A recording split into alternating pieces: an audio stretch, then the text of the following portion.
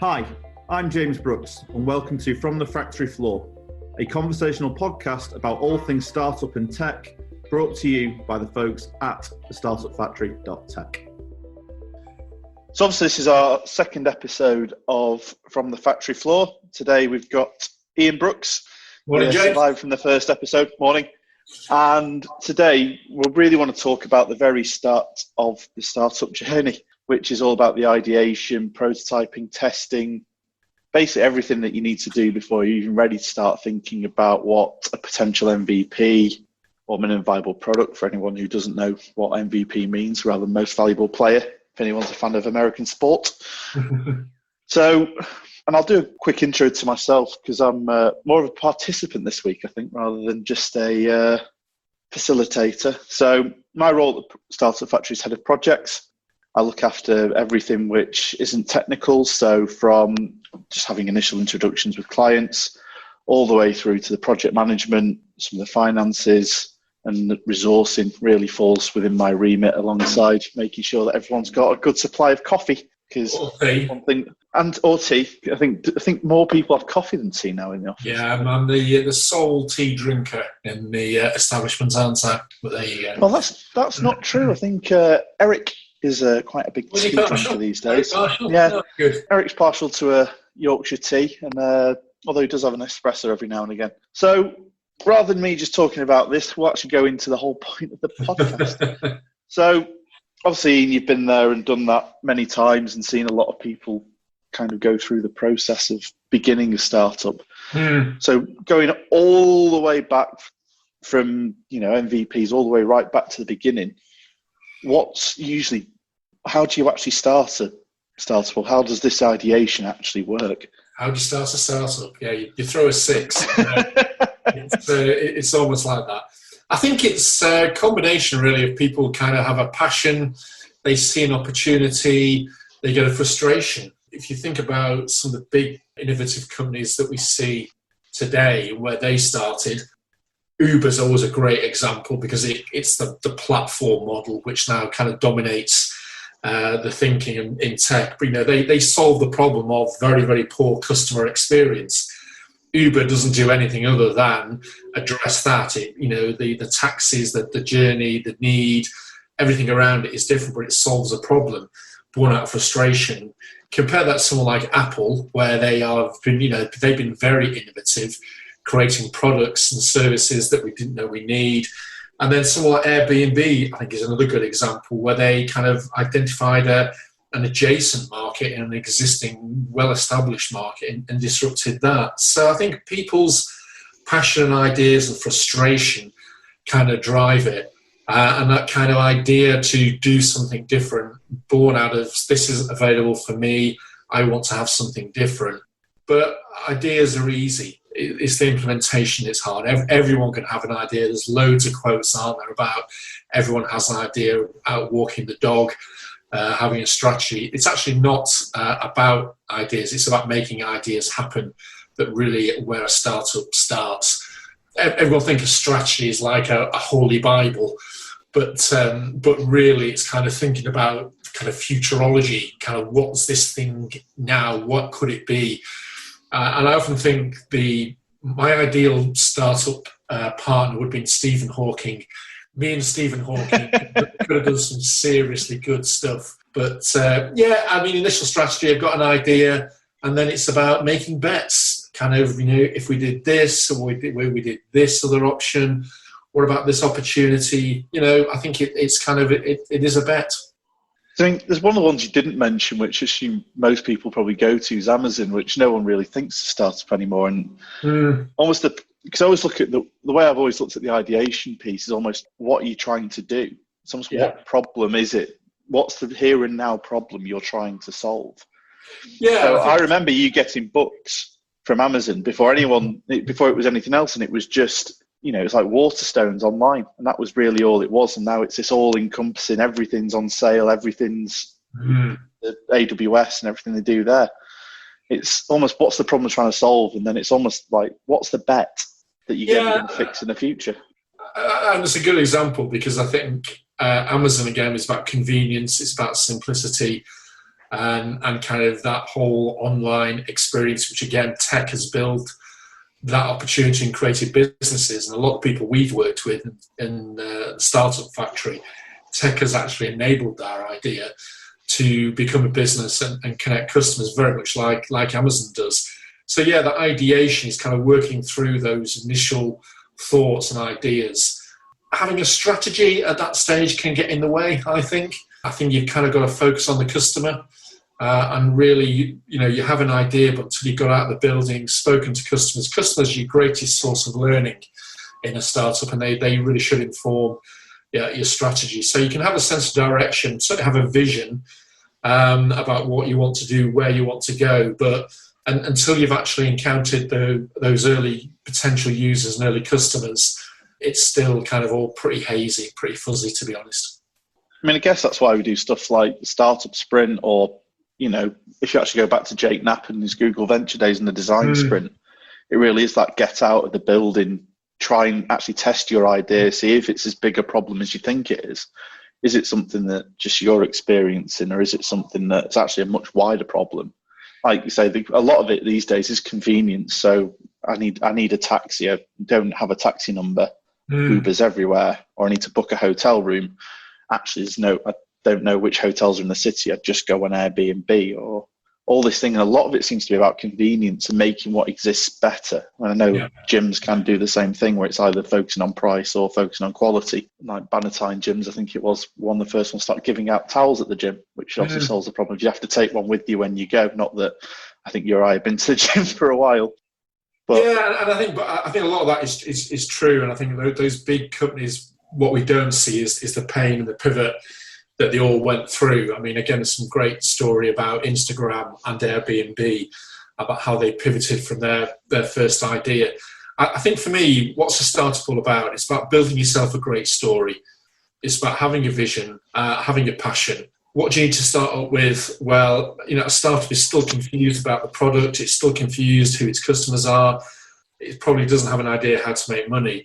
But basically, I think you need three things. You need to kind of have an idea, a vision for a product, and a vision for what your customer looks like. And then you need a burning desire then to make it happen. So I think we've got all these tools around the startup sprint and ideation and design sprints, which are great. But a startup starts with you're thinking. And I always kind of smile when people come to me and say, well, we've got a strategic plan. And I say, yeah, we've got a strategic plan. It's called doing things. And I think that is kind of the key. You've kind of got that fire in your belly and you do stuff. And I used this example last week, which made myself laugh. You should never laugh at your own gags. But this bloke came in and started telling me what his vision was. I said, you've got to be like a turtle. A turtle only makes progress when he sticks his neck out. And I think that's what makes a startup at the very early stages. You've got to kind of be brave and stick your neck out and get above the parapet. Well, I was going to say, I know you used a good word earlier when it's also starting the startup, which is a bet. I mean, I play poker regularly on a Monday night. I'm not very good at it, mind, so maybe. But it's quite interesting how you can see, not just because you look at almost the poker game and you go, I've got a relatively good hand here, but there's so much information you don't know. Once you could do a startup sprint with every hand and kind of see one card that everyone else has got, it'd be, maybe I might do slightly better, but almost that first initial bet of going, you know what, I'm going to go for this or I'm going to fold it, and having to accept that is probably a really good analogy. It is. Like the turtle. It is. I always think poker and chess are kind of good analogies for the startup journey. I mean, you start off, but as you say, you're given a hand, you've got scant resources, you're not quite sure what your business model is or what the thing is. And it is kind of just giving it a go. I mean, a lot of people focus on top-down strategy and planning, when in reality, I think a startup is about tinkering, looking at opportunities as they present themselves, being agile. I mean, a bit like poker, when you make a start to your business, a lot of the decisions will involve luck, occasional bluff, and again, they're both elements in poker. And you can't control the cards, you can't control what the other players in the game are. It's all about what are you going to do, making hunches. And a hunch and a bet are probably no different. They're just different words to the same thing. They can be tactical, they can be strategic. Product decisions are bets, sales negotiations are bets, hiring, making that first hiring in your startup is a bit of a bet. So you're kind of looking at the outcomes and you're trying to weigh up the risk and the opportunity. So yeah, not being a poker player myself, but it's a good analogy. And again, I guess, be prepared to fail. That tactic didn't work out. That hand didn't play out well. And again, it's what's that old saying? If you're not embarrassed by the first version of your product, you've launched too late. So it is just going with it. And it's not kind of thinking, look, this is yesterday. It's kind of what's tomorrow. You can't rewind the film. You've got to keep going and go again. And I think the main reason I think the word bet's probably the right word is that you do have a level of knowledge. And there's something I've really noticed is that, I can look at my cards and I can know if I start off with a pocket pair of something, I can look at the board and go, at this point, I've probably got the best hand. Not necessarily, and believe me, like you say, you have to be prepared that you might lose. But it's learning something about when you lose, which is the important bit. And then as the game, the hand moves on, you get the flop, you get the turn, you get the river, the more information you get, you think, actually, this pocket pair that I had, which I thought was brilliant, actually it's now, if someone had one of these cards that was on the board, I've actually got the lowest pair. And I've had that happen. I've had enough bad beats from that. So yeah, I think a startup at the outset is kind of a range of possibilities. You're not quite sure what direction you're going to go. By making certain decisions, you eliminate one solution, one option, one alternative. But it is about acknowledging uncertainty, being open-minded about options. And I think what you just said there, James, is quite true. I think a startup is kind of thinking about possibilities and probabilities, not necessarily outcomes. There's a great tool by somebody called Susie Welch called 10-10-10, who kind of is a futurist, and she kind of looks at the future and then tries to bring it back to the moment in terms of how you make decisions for your startup. So I think this is much more about my definition of a startup strategy. It is thinking in bets. Her 10-10-10 tool kind of says what the consequences from each of my decisions and options in the next 10 days, in the next 10 weeks, in the next 10 months. And I think that's a really good agile way of thinking about what you've got in front of you, what you need to deal with. I mean, luck plays a part, doesn't it, as you well know. So I think you can use some thinking tools which try and give you that sense of direction. But fundamentally, it's about chasing that vision for me. It's about making mistakes. It's about learning. It's about staying hungry. It's about, having that bootstrap mindset. My philosophy has always been stay self-funded as long as possible while you kind of work out the thing that you're doing.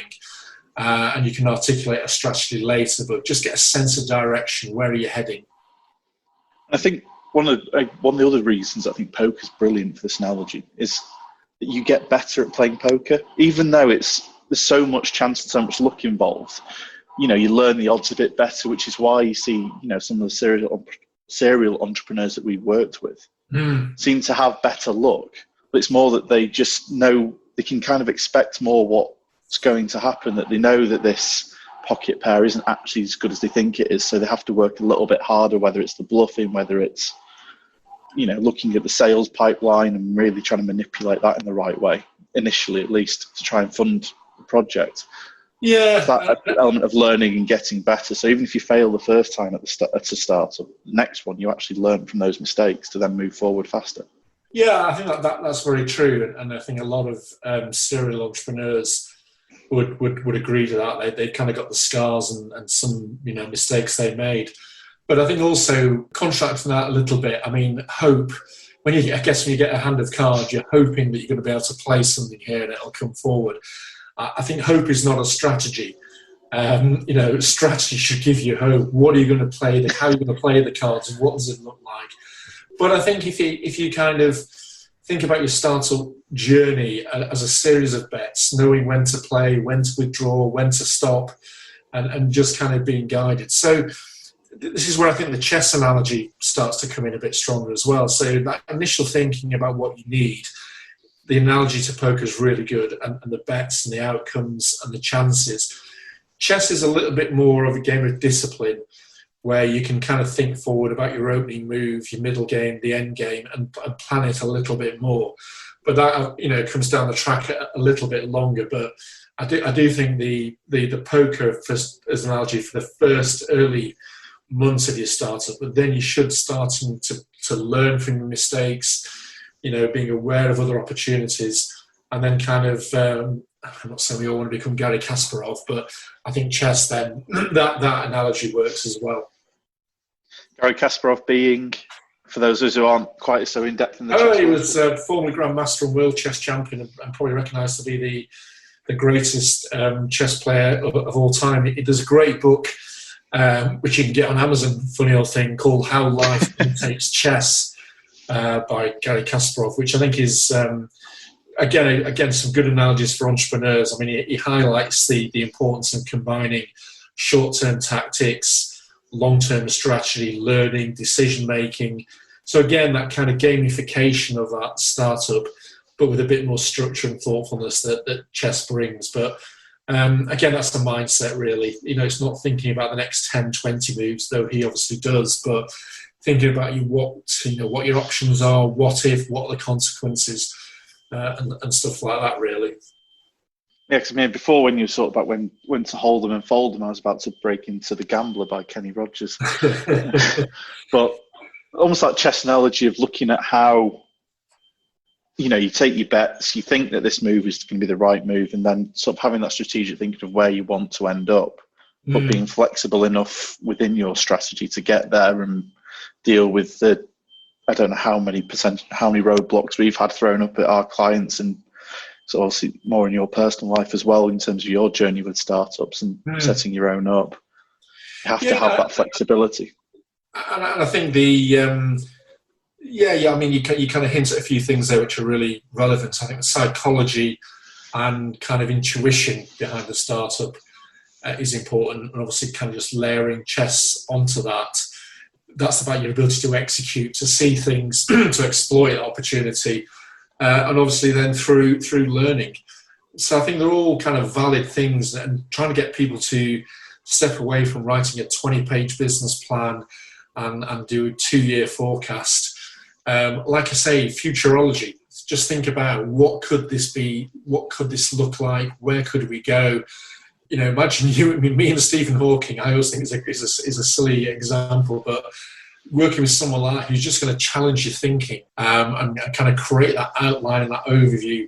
That initial ideation and the direction is important. Then you've got to move on. But people want to get focused too soon. It's about options. It's about having that broad set of thinking, and just making sure that the opportunity, you are alert as well. You are keeping your eye on what's going on the board. It's not just about your game, it's about your opponent's game. What's their tactics? What's their strategy? And that really relates to how you develop an idea. I think it is pivoting. It's, we're great advocates of the lean startup in terms of that build, measure, learn, getting out of the building, trialing, testing, prototyping, because, you can't fine tune your idea. I mean, coming back to the Ubers and the Airbnbs, they all pivoted. Everyone sees them as great businesses and talks about these unicorns, but at the very start, your startup is all about ideation and experiments and learning. Almost goes back to the learning and that build, measure, learn, and then repeat. You look at how the startups, initially the design sprint was all about, you do that very quick, very, very intense cycle of those 5 days, ending with a testing day and reflecting on that, to then either go a bit deeper into the process and go people like the 5 people that you test with, which is really what the whole point of the design sprint was to get to this day, have 5 people test the prototype which you build. And I think we've both been through that process and know how intense that week actually is. Yeah. Obviously, we've developed that slightly further into the startup sprint and involved a little bit more of the business modeling, which is obviously a bit more in depth than just prototyping the product, but really looking at how you build, iterate and learn and keep that process going and knowing when to pivot is something that I think we've noticed. And I think the next podcast talks about the MVP, the minimum viable product. And again, it's that kind of feeding into that in terms of, we don't know what we don't know. and then kind of just those experiments and learning through conversations with customers. And it's about being flexible, about being prepared to listen to other people. You've got a vision as to where you want to be in 12 months, 18 months, but you need to, obviously, customers are actually more important than product at the outset. You can learn to adapt and kind of rewind the film a little bit if your product isn't fit for purpose. And I think that design sprint is a really important element of your thinking and as a process. And people do kind of fall in love with the thing they want to build, where actually it's think like a customer. Where and how and when and why would a customer use this thing? Is the problem big enough that they'll pay for it? Is the problem big enough that there's an addressable market? Is the problem big enough to actually build a business that will sustain and grow it? So, yeah, I think the whole thing about, I think the takeaway for me from this first thinking about that journey on a startup is you are kind of creating a design, you're looking at a journey. You just imagine you're going to send yourself a series of postcards from a young man in the future and looking backwards. And it is that forward view, but kind of big vision, small steps. I played a lot of chess, and my chess strategy is actually struggling against the error in some respects when you're playing better people. Better people can have a plan as to where they want the chessboard to be in 20 moves time. And it's about analysis and intuition. So there's lots of things lurking around startups, and the startup strategy is a combination of disruptive and disciplined approaches of poker and chess, but it is fundamentally, a series of bets against a series of opportunities and possibilities. I mean, it's quite funny because obviously most of mine and your chess games in the past, I still remember when you beat me in was it 2 or 3 moves? So yes. I'm never going to pertain to my abilities playing chess, but I think you're right. And the real thing I'd want people to take away from this is you have to be familiar and comfortable with uncertainty. Yeah. That you might think you've got the best idea in the world, you think you've got the winning hand, or you think you've got the winning strategy on the chessboard. As you learn more, you have to be able to both look at your strategy and realize that it has to change, and place a bet on yourself and really back yourself. And that comes down to the passion and the desire to actually push that and actually follow through with that bet, knowing that it might still not be the right thing, but it's that, like I say, it's the desire and knowing that there is going to be a level of uncertainty and it might not turn out the way you want it to.